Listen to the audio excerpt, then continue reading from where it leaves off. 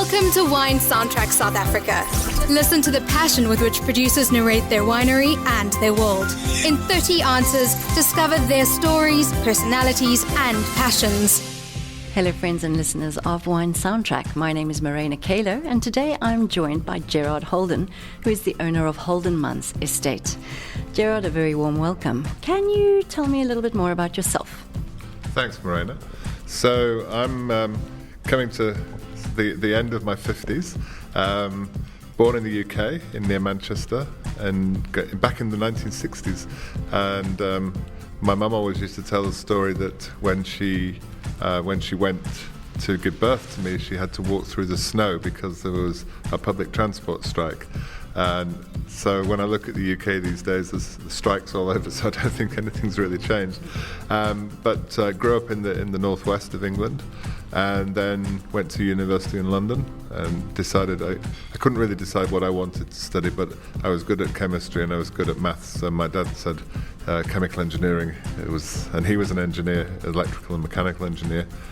And so I kind of fell into chemical engineering and quickly realised it was a lot of hard work. Luckily got through, got a degree at the other end, played a lot of rugby, had a lot of fun, met lots of friends, got to travel.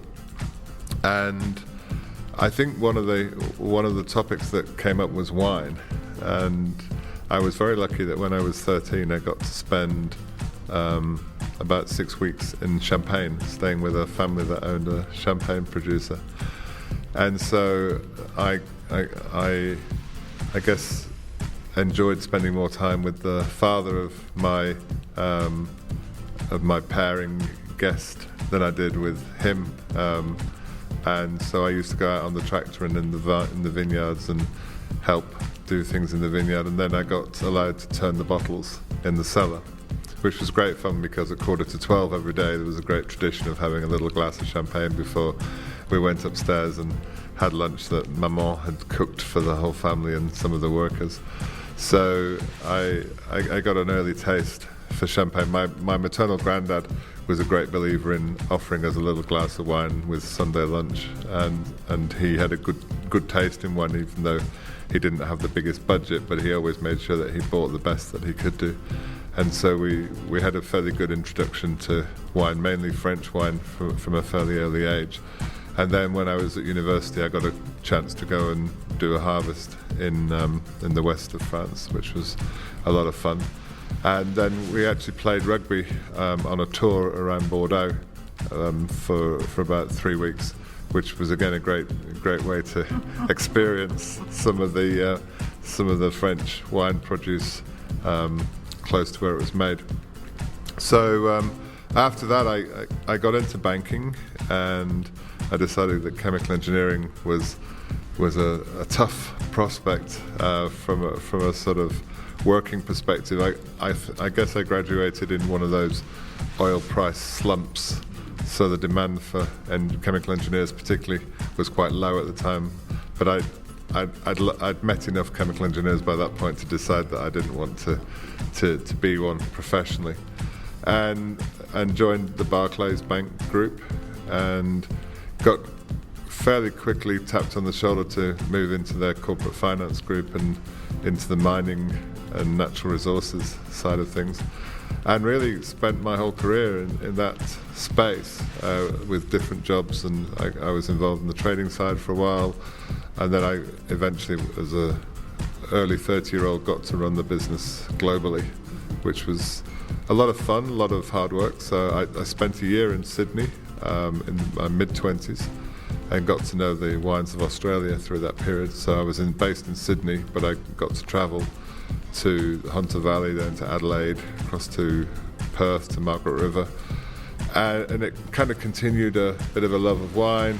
Went back to Australia for the Rugby World Cup and had an extended trip there, which again involved tasting lots of wine. So wine and rugby and good food are sort of recurring themes which have come up all the way through my life.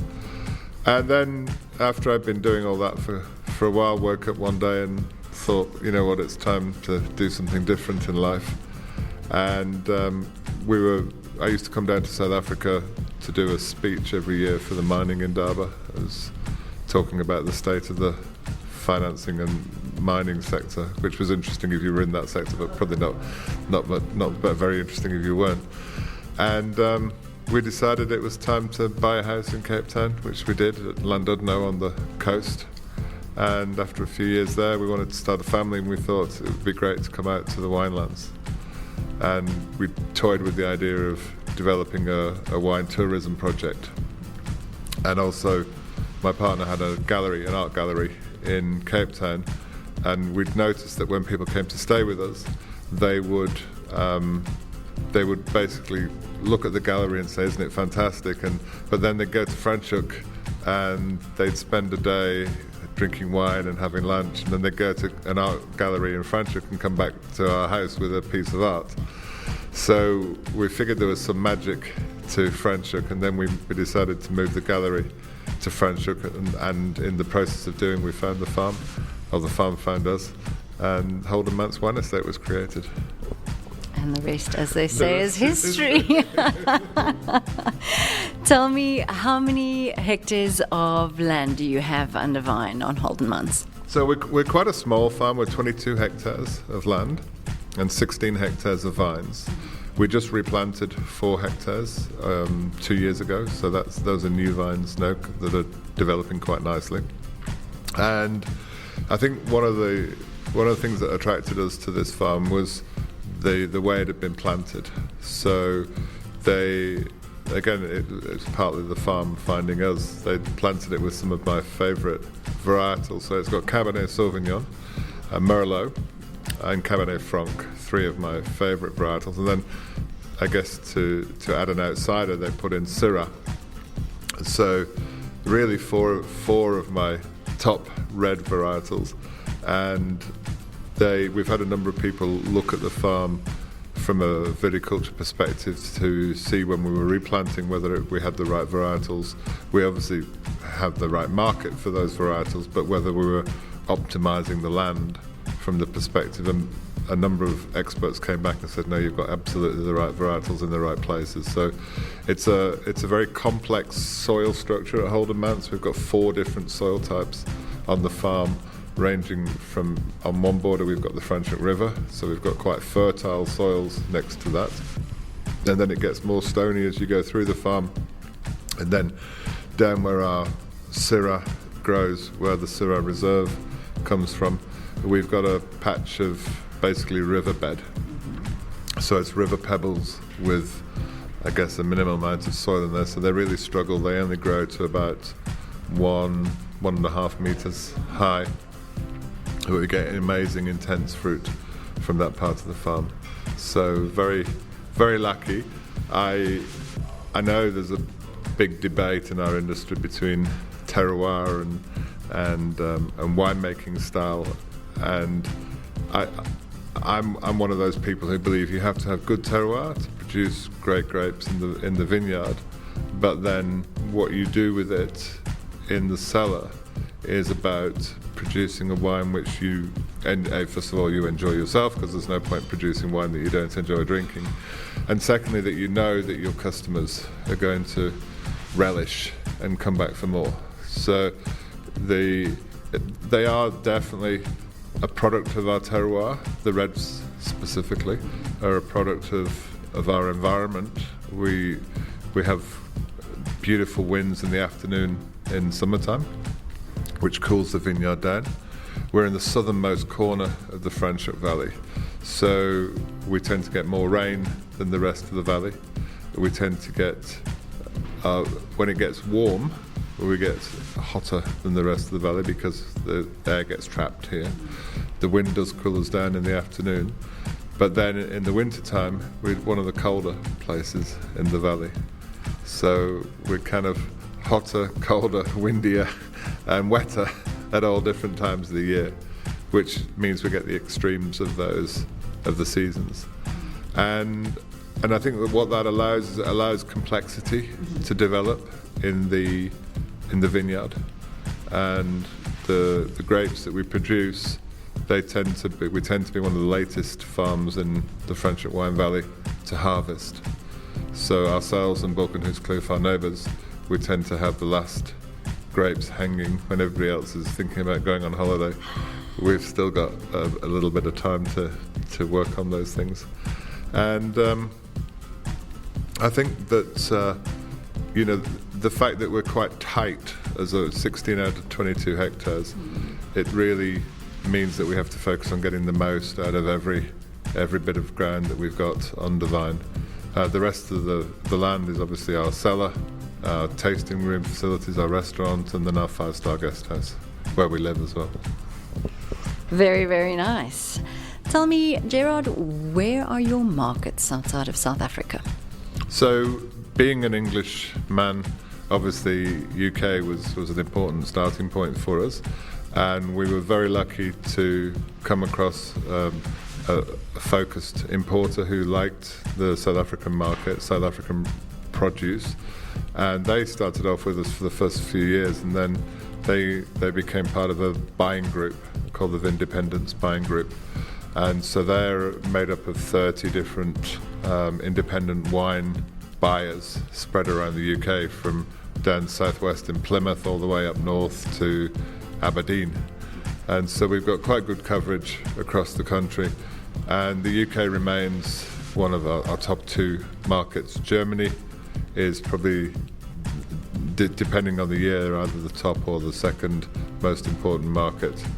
And we adopted a policy of regionalisation in Germany. So we picked certain regions where we knew they were coming to South Africa, and they were coming to the farm, and they enjoy, because obviously traditionally Germany is very much focused on beer, there's a strong beer culture, and for those people who drink wine in Germany, they're more focused on the Rieslings that they produce in their own country and some of the Pinot Noirs on the red side. And our wines are very much at a different point of the spectrum to those. They're more full-bodied, they're softer, they're wines that benefit from aging, and Germans historically have been used to putting ice in and soda water in and having a spritzer and just drinking volume rather than quality. So we unlocked these little communities within Germany that were open to our style of wines, and over time that's grown, and there was one I guess group of people in the Bonn area who have become friends of our wine, and in fact ended up with a wine bar restaurant opening up in Bonn called the Protea Wine Bar. And that was driven and supported by the fact that there was a travel agent in Bonn who'd been here just after we started, who was sending people here, and it built into a community of people who were consuming our wine and still consume our wine today. I think that's such a great story to just see how all of these little elements form into one, culminate into something like a wine bar that focuses on South African wine. Very, very cool. You've travelled the world extensively, and I must say you're a very involved owner of a wine farm. You are the person that in most cases one will find behind the stand at any of the trade shows or even consumer shows, which is really commendable. But having travelled the world as extensively as you have, what would you say are one of the best and worst wines, foreign wines, that you've ever had? That's a really difficult question. I still have some moments which are very much stamped in my memory and of wines, and I think that wine, for me anyway, becomes a memory when it's mixed with food, whether it's mixed with people and an experience. So I did a lot of work in Chile, because obviously they have a big copper mining sector, and I still remember clearly one day, it was a Saturday late morning, we had a good customer who was living in Chile who invited us to go up into the mountains outside Santiago, and we had lunch, at this beautiful restaurant, which was sitting amongst the trees on a slope, and we had some absolutely beautiful Chilean wines, some white wines that were spectacular, and some reds, some cabernet sauvignon that had a perfume to it which just worked with the trees that were around us. And I can still see that day, and it was clear blue sky, and it was chilly, but warm enough for us to be outside. And we had probably a 5 or 6 hour lunch, so quite a few wines were consumed. But that day still sticks in my mind, and it was a combination of the wines, the people, the food, the sight, the views, the smells. And I got similar experiences going back to Margaret River, where I was with mining friends from Perth, and in this case it was a summertime, a Chardonnay, particular Chardonnay that we were drinking, and just great experiences and great memories. But it always ties in with a sort of the experience of enjoying that. In terms of the worst wines, I won't mention the countries, but I've had a few pretty ropey experiences over the years. I probably was most brave when I tasted some Chinese wine at a show in London back in the sort of early 2010s, and I have to say they were pretty difficult to drink. And then I was quite nicely surprised when a few years later I tasted a couple of the higher end Chinese wines at a show in Shanghai, which were drinking much better than the ones I remember one story when I was quite young in my career, and I'd been asked to accompany our chairman, the chairman of the bank, to Zimbabwe, and I got to go to a dinner at State House when a certain Mr. Mugabe was president, and I was sitting on the sort of end of the table as the bag boy, and I could pretty much overhear what was being said between the president and our chairman, and we were drinking a red wine with dinner in very, very small goblets, which were not really made for wine. And our chairman looked at the president and said, "So, Mr. President, am I right in understanding this is Zimbabwean wine?" And he said, "Absolutely." He says it's made, a couple of 100 kilometres away from here. And Sir Peter looked at him and said, "Oh, it doesn't travel terribly well, does it?" At which point I thought we were going to get locked up and I was going to spend a few years in the notorious Harare prison, but Mugabe just laughed it off, and we carried on with the conversation. So I thought that was quite an interesting moment. I wouldn't have had the guts to say it myself, but it was a very funny. A few of the guests who were there noticed what was going on. So I probably wouldn't have had the guts to make a comment on that wine myself, but it was pretty atrocious. And I was lucky enough to move down to South Africa on that trip afterwards and got to enjoy some great South African wine. For sure. So back to Holden Manz's wines. Which of your wines is the most expensive at the moment? So we've got one wine which is a co-fermentation of merlot and syrah. We might go inside, I think. Yeah. So I was very proud of my chairman. He obviously had quite a few more years on me, and he was able to get away with that comment, but I certainly wouldn't have said that myself, even though my face probably told the story when I tried to drink the wine. I think I was able to get onto a gin and tonic fairly quickly after that, and I was coming down to South Africa after that part of the trip, so I was able to enjoy some good South African wine. Yeah, fair enough. I think your chairman definitely was a very brave man, that's for sure. Coming back to Holden Manz wines, what is the most expensive wine you've currently got in your collection? So the most expensive is a blend that we co-ferment of merlot and syrah. We make just 3 barrels a year of it. And the reason we got into making this wine was Thierry Habra, who's our cellar master, was working for Michel Rolland in Bordeaux.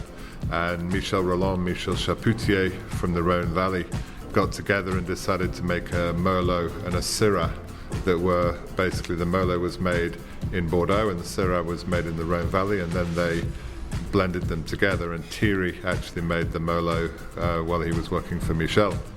So he always wanted to make a wine where he could co-ferment merlot and syrah from the same vineyard. Obviously they need to ripen at the same time. And so we started making this. The first vintage was in 2015, and we're now on the 2020 vintage, and it basically sells out very quickly each year. So it's just a very small production, but it's gained some big friends.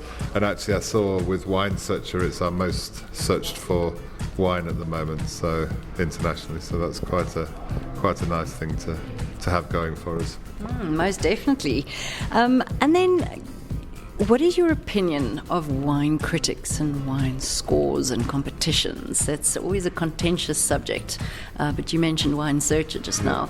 It is, and I think, as with anything which is subjective, there's always room for critics, and I think in an industry which is very widespread, both in terms of the length and breadth of the wine industry, in terms of the number of countries that produce wine, the number of different styles of wine there are there, the number of different varietals that are out there.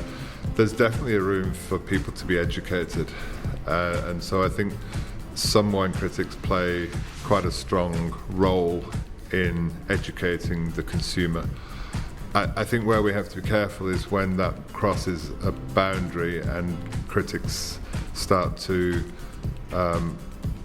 analyse wine purely on the with the benefit or with the background of their own style of appreciation of wine, and they can allow that to sort of override what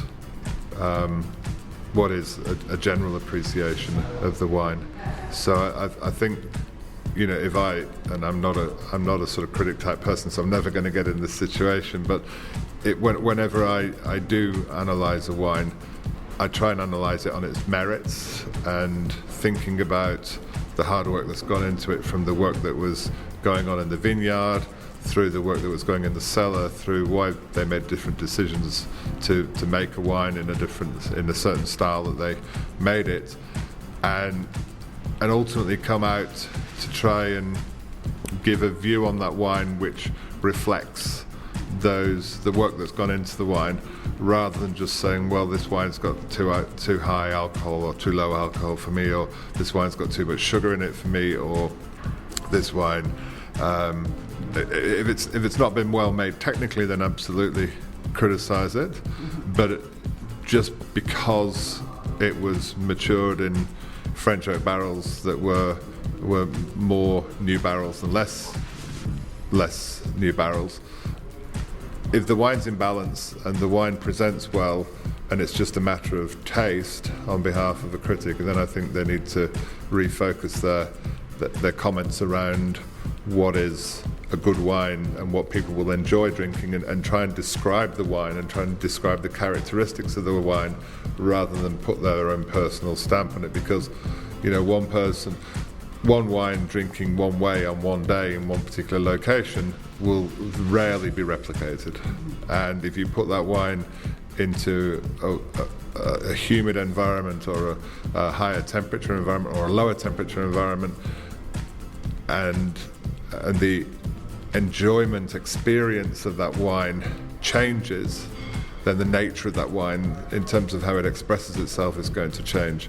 So I think people do need to be a little bit careful when they criticize or comment on a wine, and they need to take all the circumstances into account and try and be as clear as they can be when they're describing that wine, so that actually the drinker can make an informed choice if they haven't had the opportunity to taste that wine before, they haven't had the opportunity to come to a tasting room and experience that wine. They really need. I think the wine critic world doesn't benefit from as many people being descriptive about the wine, and I think there's too often the sort of personal preferences come into the description of the wine. I think that's the biggest issue that I have. Scoring, again, it's quite personal. There are certain wine competitions that we do well in because I know that they pull an international judging panel who are probably more exposed to our style of wine, and they understand the style of wine that we're making and the type of wine that we're making and why we're making it. And sometimes if you get a sort of a more locally focused panel, they have their own personal preferences, which are much more tightly defined than necessarily the wines that you're making. So it needs to be balanced, and I think people need to have a sense of balance when they're reading notes or when they're looking at scores. You know, I've tasted wines that have been scored 95 points that personally I don't enjoy, but I can appreciate how somebody got to that point because of the quality of the winemaking that's there. I've also tasted 95-point wines that I didn't rate, and I found out a balance for one reason or another. So at the end of the day, we want people to have an experience, customers to have an experience when they open a bottle of wine, that they can feel that they're getting value for money, and they feel that the quality of the wine is there. And I guess it's up to us to try and bring that message to them, whether they come here and experience the wine on the farm, or whether we have the opportunity to present the wine to them in a tasting show, or at a sort of a wine experience, a wine dinner or something like that, and then we can explain why the wine presents in the way that it does. So it's quite a long-winded answer to a sort of quite a thorny question, but I think it's important to really work through that whole topic, because I think people can, I see some people walk in occasionally with the Platter's Guide, and quite often they're Germans, and I spend time talking to them and explaining to them the Platter's process and the fact that it is a taster and not a judge or a critic, and it's a guide. Mm-hmm. And it's not a Bible. It's a very good guide to the South African wine industry, but you've still got to read the notes. You've got to know who the taster is, and the notes can confirm who that taster is, and you've got to try and put some context behind the guide and why wines are described in a certain way. You're absolutely right. I think a lot of it is subjective, especially in something like Platter, where it's a single taster or a critic or someone doing a personal report. And that comes with a lot of responsibility as well. And I suppose the important thing is that there needs to be some element of bigger picture thinking when it comes to that kind of thing. Wine and rugby has been a very clear theme throughout your life, as you said it yourself as well. And I saw on social media that you recently teamed up with one of our iconic rugby players to create a wine in his name. Would you tell me a little bit more about that, please? Sure. So we were actually talking about Rugby World Cups, and I've been lucky to go to a number of them, and I've been to, I think, 6 World Cup finals in different parts of the world. And I'm lucky enough to have quite a few friends who've played international rugby for different countries at different times. And one of my friends said that he was working with a former Springbok who at that point was nameless to me.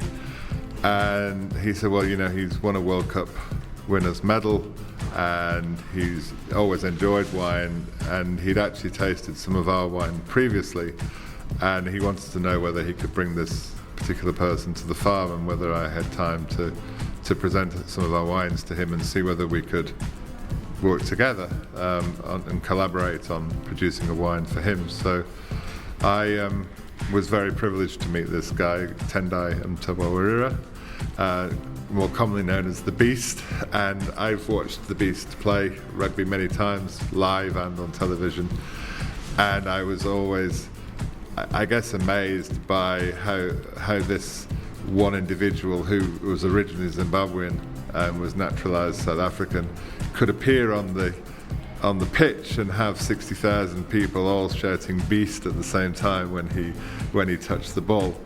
And so, you know, unfortunately, he had beaten England in the last Rugby World Cup final, and so I was a bit disappointed from my land of my birth, but certainly the land where I've spent a lot of time. I was kind of pleased to see the South Africans win. So anyway, Beast and I hit it off instantly, and we tasted quite a bit of wine, and he has a notorious appetite for a good steak. And he actually asked for two when he was here the first time. The first one had pleased him so much. We had quite a bit of red wine, and then we got down to talking about what he was looking to achieve by establishing his own wine brand. And you know, he's very definitely a red wine kind of guy, and he's a steak kind of guy.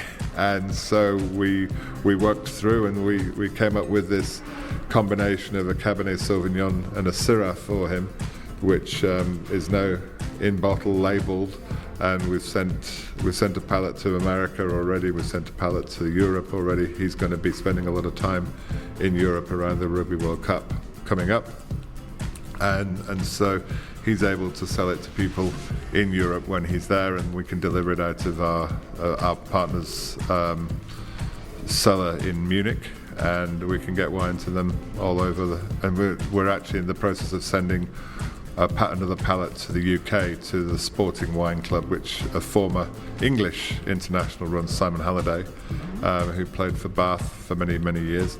And so we've kind of connected, and he actually represents Skalkberger's wines over in the UK as well. So another wine in the rugby world and more connections, but it's great to be working with him and getting this wine out there, and I think growing the appreciation of wine in the rugby community. Most definitely, I think it's great. I love the label, the Beast Wine Collection, and it's got a beautiful bird of prey it's the depicted. Eagle, actually. It's his family totem from Zimbabwe. There you go. Gerard, what did you want to become when you were but a little boy? Well, apparently I told my mum at an early age that I wanted to be a chef, and I've ended up owning a restaurant as well as the wine producing side. So we do have a fairly active restaurant on the farm that we run during season time. So we run that from October through till the end of March. We do quite a few weddings through the year, but we try and match our food offering, our a la carte offering, to our wines, and we pair each of the dishes that we offer on that to a particular wine. So I guess I achieved one of my early goals. I enjoy cooking at home and I enjoy cooking for guests, but I ended up being a restaurant owner as opposed to a chef. That's okay. I mean, you know, you can't do it all. Do you enjoy music at all? Is there any specific genre or style of music? I've got a very Catholic taste when it comes to music, so I'm just as happy listening to a bit of classical music as I am listening to one of the latest artists. So I kind of enjoy Ed Sheeran, but my children keep me on the toes with the latest popular music. So I've had Beyonce and I can't remember what the latest tune my daughter was singing in the car, but it sort of kept me going and bouncing along. Oh, very, very good. Kids keep us young. What would you consider to be the best piece of advice you've ever been given? Keep focused. Work hard. It only needs to be as simple as that, right? Yeah. Definitely. Complete the sentence. A table without wine is like.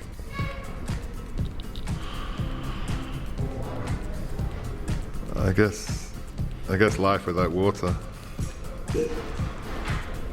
Strong. Very powerful and to the point.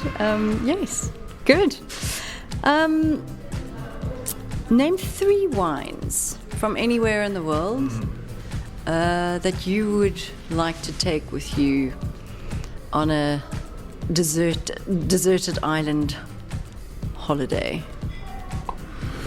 Ooh, that's a tough one. I think probably I'd have to put Screaming Eagle from California on that list. If I was going to be marooned, I'd probably want to get one of the top red wines. I think I've always had a soft spot for Bordeaux reds, and I think Angelus would be probably one of my picks in that regard. I was very lucky to do a private tour of that vineyard a few years ago when I was in Bordeaux, and I really enjoyed their wines, and I always have enjoyed their wines. And then, I don't know, if it was a desert island, I'd probably need something that was lighter, maybe a white wine, and probably, what would I take if it's a white wine? Maybe one of the new English white wines, one of the Chardonnays that they're producing would be an apt way to remind me of where I came from, but also to keep me chilled a bit in the desert heat. Lovely, lovely. It's one of the most exciting regions at the moment. Yeah. Speaking about wine regions, are there any wine regions that you haven't explored that's kind of still on your bucket list? I've been really lucky, actually. I've experienced quite a few. I was in Georgia and was able to taste some Georgian wine, which was spectacular. I was really impressed with the wines I tasted. I've been through Chile, California. I've been through Argentina. I haven't visited Uruguayan vineyards. I've tasted some good Uruguayan wine. California, I've been lucky enough to experience Oregon, Vancouver, British Columbia. Where haven't I experienced? You know, I've been invited, but I've never quite made it to Virginia. And I had some friends who've got a vineyard in Virginia, and I'd quite like to go to Virginia. I've seen quite a few parts of the United States, but I didn't get to Virginia, so I'd quite like to go and taste their wines at some point. And I'd like to spend some time in Sicily when it's not too hot, because I've tasted some really good Italian wines coming out of Sicily, and I'd quite like to go and do a bit of a trip around Sicily and just experience their wines in some more detail. We spent a lot of time in Provence. We had a house in Provence for many years, so I got to taste a lot of the southern eastern French wines, which is great, and Provençal rosé, which inspired our own rosé wines. No, I think Sicily is probably one of the places that I'd like to go and spend some time.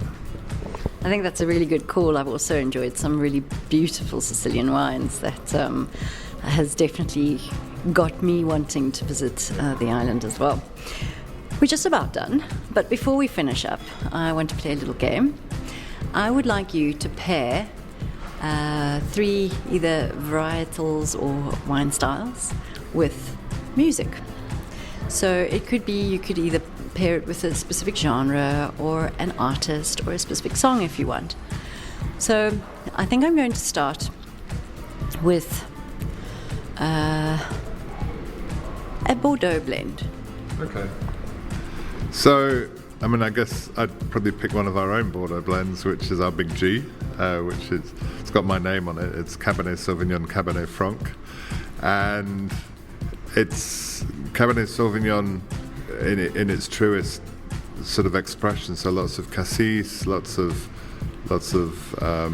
leather, cigar box, and then Cabernet Franc brings the sort of playfulness to it with the herbaceous notes. And I think Vivaldi's Four Seasons springs to mind, and spring in particular comes into my mind for that wine. And I think it's vivacious, but it's got a classicism to it. And I can sit there and just enjoy a glass of the Big G and really relax. It doesn't need to have food, although a great piece of steak with it is always a lot of fun. But it's just a very relaxing piece of music at the same time as having lots of energy to it. So I think that's the sort of the first one that comes to me for a Bordeaux blend. Super. Okay.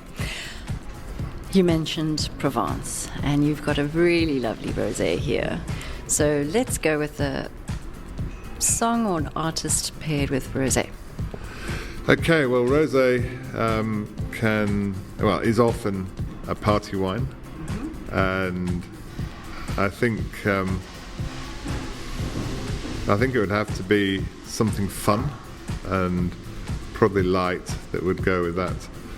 So from a musical perspective, I think genre-wise, I had to laugh the other day because I saw Kylie Minogue has her Provençal rosé on sale, and she's made a little song to go with it. So, but I won't pick Kylie Minogue. But I think, and this is going back a little bit, but Wham. Yeah. Probably Copacabana would be the wine that I'd picked for a Provençal rosé. Some of the listeners might not remember Wham, but George Michael and Andrew Ridgeley, going back into my teens. I know exactly who you're talking about, and there's this one particular music video where they're in and out of a pool, but that I can see with a beautiful rosé for sure. Okay, and this is me thinking now, because I remember doing a presentation to a group of Italian sommeliers online very late on a Friday evening. Yes. And the wine that I was presenting from Holden Manz was your Cabernet Franc, which really stood out for me. So what would you pair with Cabernet Franc? So, I mean, Cabernet Franc, beautiful varietal. It's a varietal that I'd only had a passing acquaintance with before we started growing it. And as we've grown it and made it over the years, it's a varietal that I've really fallen in love with. And I love the fact that you can have a Loire-styled expression and quite a restrained Cabernet Franc, or you can have a Bordeaux, much more fulsome type of wine. Rachmaninoff Piano Concerto. Heavy. Exactly. I love it. I'll start the Cabernet Franc heavy. It's a big wine, and it's got some fantastic structure to it, lots of flavour, and a great wine to sit down and just enjoy with friends. And Rachmaninoff Piano Concerto, exactly the same thing. Exactly the same thing. Very, very good choice for a pairing. I like that a lot. Gerard, thank you so much for joining us today. It's been a pleasure chatting to you. Would you like to just remind our listeners what they could expect if they were to make their way to the farm here in Franschhoek, and also where they can find you online and on social media? So on social media, holdenmanz.com is our website, and Holden Manz Wine Estate on Instagram, and Holden Manz on Facebook. So pretty easy to pick us up there. If our listeners are in Europe, then the wine store which is based in Munich, delivers our wines throughout Europe, the wine store, and that's a very easy way to get our wines to your home and enjoy them. If you come to Franschhoek, which I hope you will do, then we're on the wine tram, the Franschhoek wine tram on the blue route. And if you just want to come and see us here, our tasting room's open every day of the year apart from the 1st of January, because our team like to go and celebrate New Year's Eve, and so that trying to get them to work on the 1st of January is a bit of a waste of time, so we close on that day, but we're open every other day. Tasting room's open from 10 in the morning till 6 in the afternoon. We have snacks, lovely snacks in the tasting room, and we have a la carte from October through till March, and a beautiful restaurant. And then come and stay with us. We've got a 5-star, 5-suite guest house and spa, and gives you an opportunity to sleep here, have some more wine, and really imbibe yourself in the Holden Manz style. Sounds awesome. Thank you so much. Thanks for listening to a new episode of Wine Soundtrack South Africa. For details and updates, visit our website winesoundtrack.com.